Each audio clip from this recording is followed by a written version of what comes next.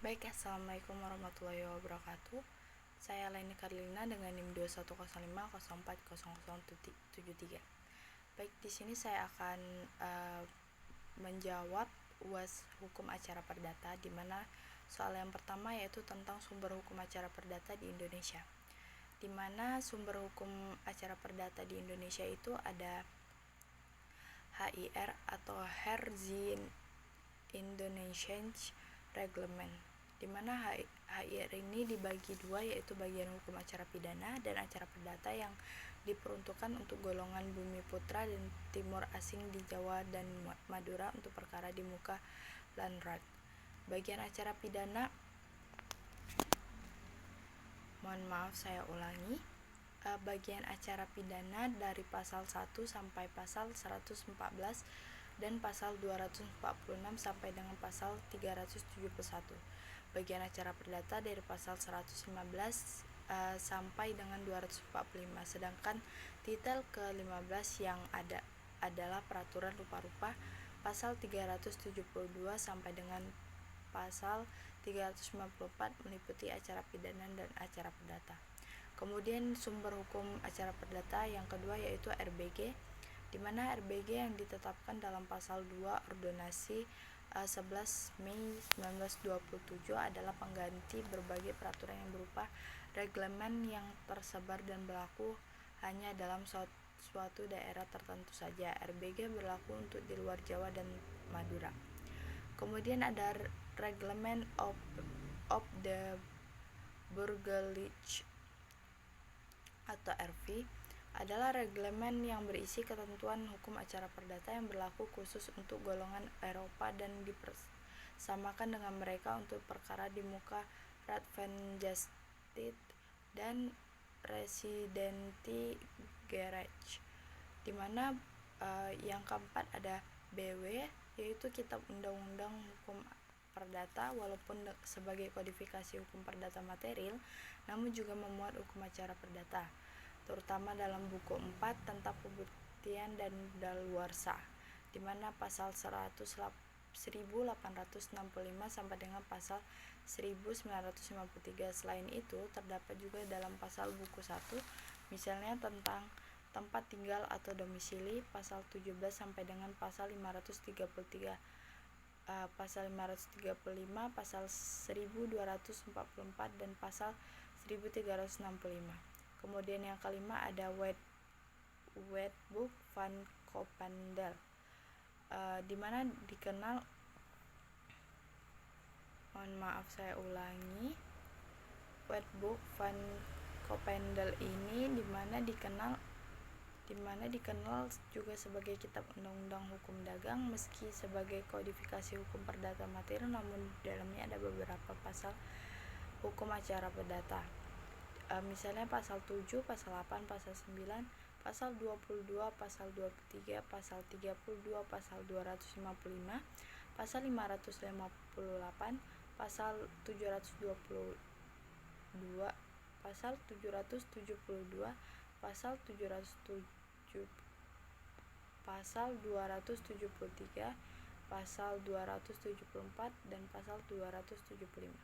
Kemudian yang keenam ada berbagai undang-undang yang berkaitan dengan hukum acara perdata, yaitu Undang-Undang Nomor 20 Tahun 1947 tentang peradilan ulang di Jawa dan Madura, Undang-Undang Darurat Nomor 1 Tahun 1951 tentang tindakan-tindakan sementara untuk menyelenggarakan kesatuan susunan kekuasaan dan acara pengadilan-pengadilan sipil. Kemudian Undang-Undang Nomor 1 Tahun 1974 tentang perkawinan, Undang-Undang Nomor 14 Tahun 1985 tentang Mahkamah Agung.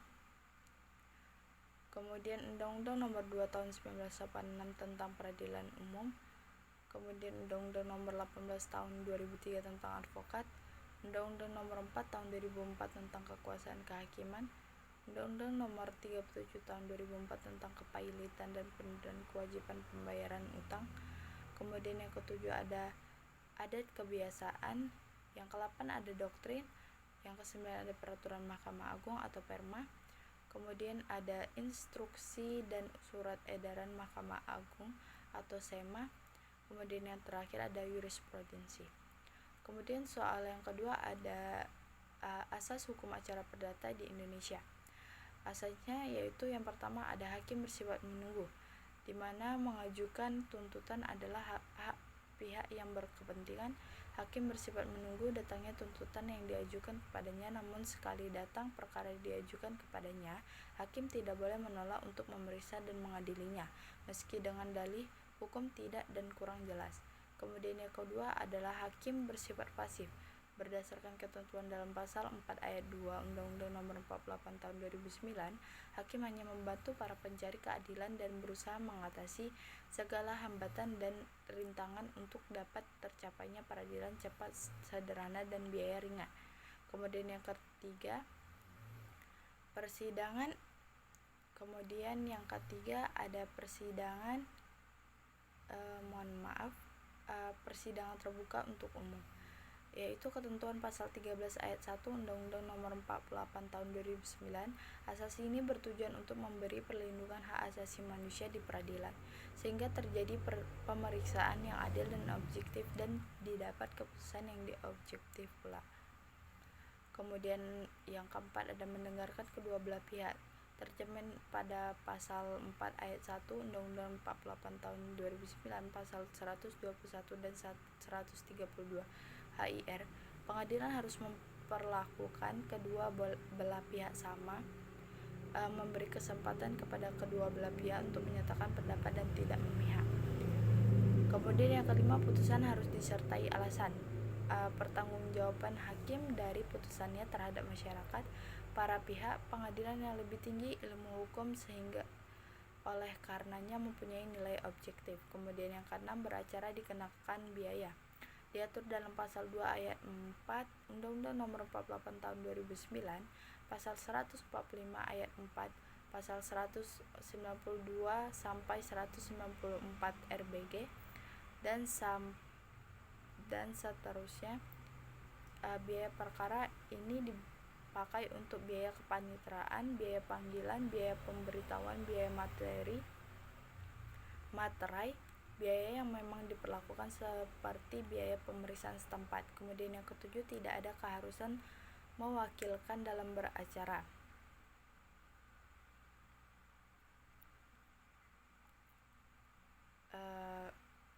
Mohon maaf, saya lanjutkan. HIR tidak mewajibkan para pihak untuk mewakilkan penyelesaian perkara kepada orang lain. Dengan demikian, pemeriksaan di persidangan terjadi secara langsung terhadap pihak yang berkepentingan. Kemudian yang ke-8, peradilan secara cepat, sederhana, dan biaya ringan. Asas hukum acara perdata ini tercermin dalam Undang-Undang Nomor 48 Tahun 2009 dalam pasal 2 ayat 4 dan pasal 4 ayat 2. Pemeriksaan dan penyelesaian perkara dilakukan dengan cara efisien dan efektif. Biaya ringan adalah biaya yang bisa dijangkau oleh masyarakat. Kemudian yang ketiga ada formulasi surat gugatan perdata, di mana formulasi surat gugatan perdata itu ada identitas para pihak, ciri-ciri dan keterangan yang lengkap dari para pihak yang berperkara, yaitu nama lengkap, tempat tanggal lahir, pekerjaan, agama, tempat tinggal, kalau perlu agama, umur, status kewarganegaraan. Kemudian yang kedua ada dasar gugatan atau fundamentum petendi atau posita. Dasar gugatan atau posita berisi dalil-dalil konkret tentang adanya hubungan hukum dan merupakan dasar-dasar dan alasan-alasan dari gugatan. Kemudian ada posita terdiri dari dua bagian, yaitu bagian yang menguraikan kejadian atau peristiwanya. Kemudian ada bagian yang menguraikan tentang dasar hukumnya sebagai uraian tentang adanya hak atau hubungan hukum yang menjadi dasar yuridis gugatan. Kemudian yang ketiga ada petitum atau tuntutan.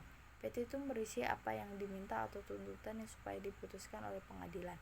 Petitum akan dijawab dalam diktum atau amar putusan. Dalam praktiknya, selain mengajukan tuntutan pokok atau tuntutan primer, adalah tuntutan utama yang diminta oleh penggugat untuk diputuskan oleh pengadilan yang berkaitan langsung dengan pokok perkara atau posita.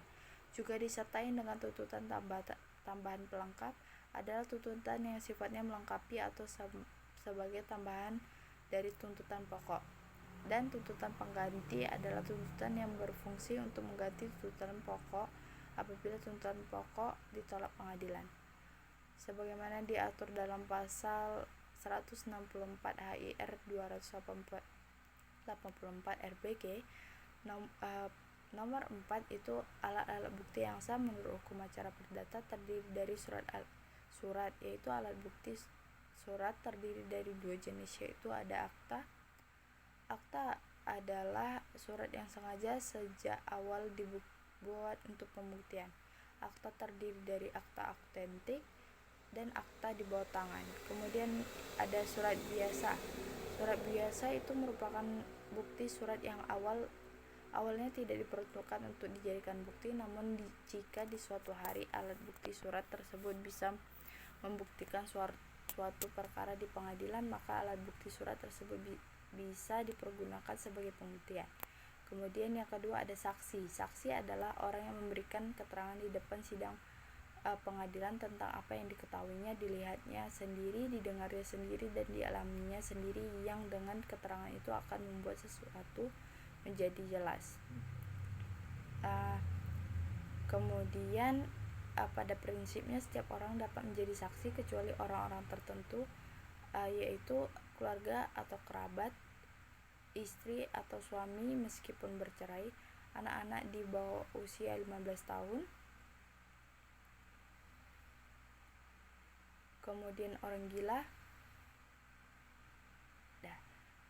Kemudian yang ketiga ada estimasi. Praduga diatur dalam pasal 173 HIR, namun dalam pasal tersebut tidak dijelaskan secara rinci apa yang dimaksud dengan praduga, tetapi hanya menentukan bahwa praduga dapat dijadikan alat bukti apabila praduga itu penting, tepat, pasti, dan ada kesesuaiannya masing-masing. Dalam pasal 1915 KUH Perdata diketahui ada dua praduga, yaitu praduga berdasarkan hukum, kemudian praduga berdasarkan fakta. Kemudian yang keempat ada pengakuan. Pengakuan dalam HIR diatur dalam pasal 174 sampai 175 dan 176. Jika mencermati ketentuan pasal 164 HIR, jelas bahwa pengakuan menurut undang-undang merupakan salah satu alat bukti dalam proses penyelesaian perkara perdata. Berdasarkan pasal 1926 KUH Perdata, pengakuan dapat dilakukan baik secara langsung oleh yang bersangkutan maupun oleh orang lain yang secara khusus diberi wewenang untuk itu, baik secara lisan maupun tertulis. Yang kelima ada sumpah. Pembuktian sumpah diatur dalam pasal 155, 156, 157, 158, dan 177 HIR.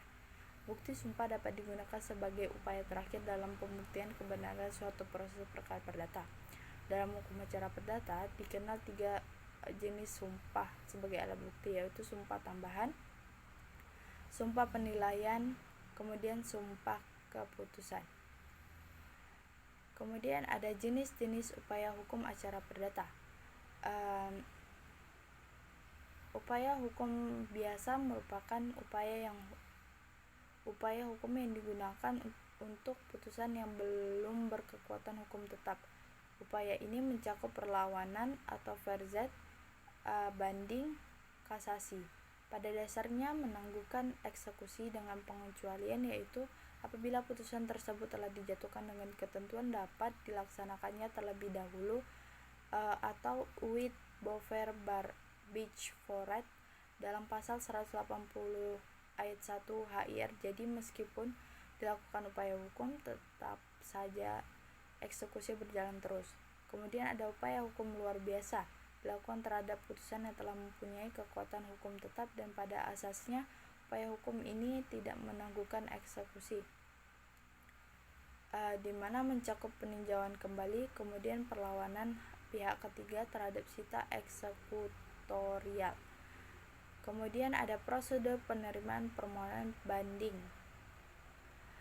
di mana penggugat dan tergugat dapat mengajukan upaya hukum banding melalui panitera muda perdata pada meja pertama di pengadilan negeri dalam waktu 14 hari kalender terhitung keesokan harinya setelah putusan diucapkan atau diberitahukan kepada pihak yang tidak hadir. Kemudian permohonan banding harus membayar panjar biaya permohonan banding yang dituangkan dalam SKUM Panitera Muda Perdata pada Maja pertama mencatat dalam buku register dan memberikan akta pernyataan banding kepada permohonan apabila panjar biaya banding telah dibayar lunas. Kemudian pengadilan wajib menyampaikan permohonan banding kepada pihak terbanding dalam waktu 7 hari kalender tanpa perlu menunggu diterimanya memori banding. Kemudian pemohon banding dapat melakukan pencabutan permohonan banding dan mengajukan kepada Ketua Pengadilan Negeri yang ditandatangani oleh pembanding dengan menyertakan akte pencabutan banding yang ditandatangani oleh panitera.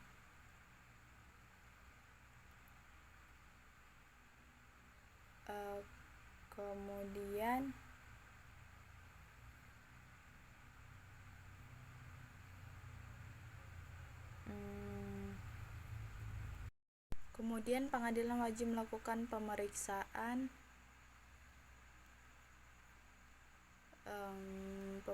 perkara banding dalam jangka waktu 6 bulan termasuk proses minutasi SEMA nomor 3 tahun 1998 tentang penyelesaian perkara.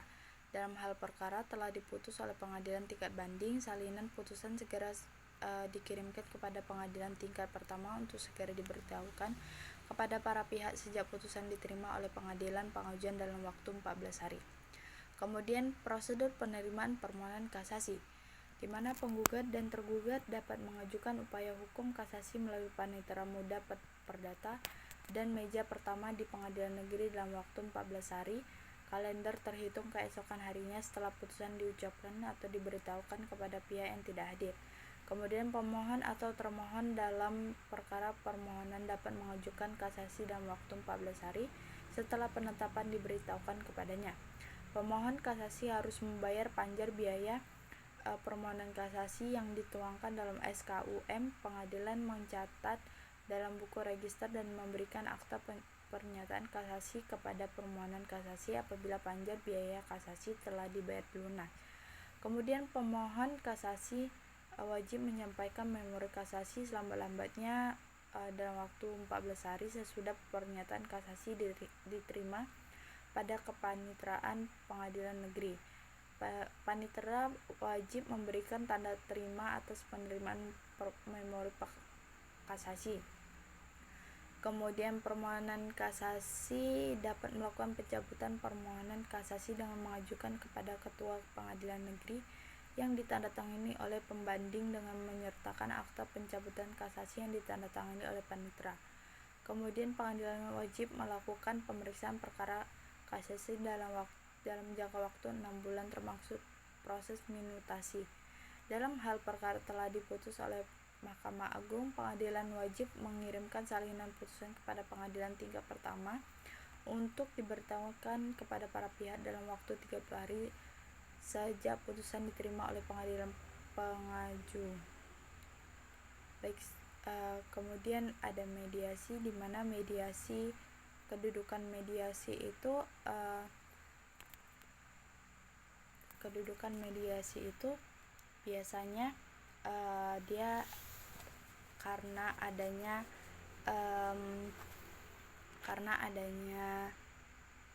perundingan atau perdamaian antara pemohon dan termohon.